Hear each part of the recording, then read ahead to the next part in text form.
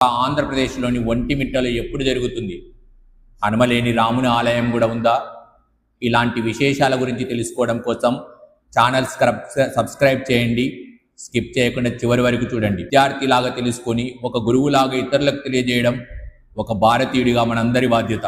దేశవ్యాప్తంగా కళ్యాణం శ్రీరామనవమి రోజు జరిగితే ఒక్క ఒంటిమిట్టలో మాత్రం 4 నుండి 5 రోజులు ఆలస్యంగా చతుర్దశి పౌర్ణమి రోజున కళ్యాణం సాయంత్రం వేళలో జరుగుతుంది.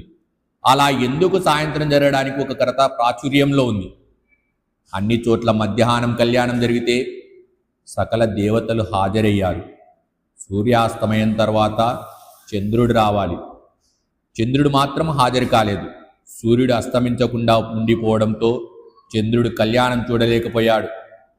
చంద్రుడి సంతోషం కోసం శ్రీరాముడు నీ కోసం ఒంటిమిట్టలో వెన్నెల రాత్రిలో నా కళ్యాణం జరుపుకుంటానని చెప్పిన తర్వాత చంద్రుడు సంతోషించాడు.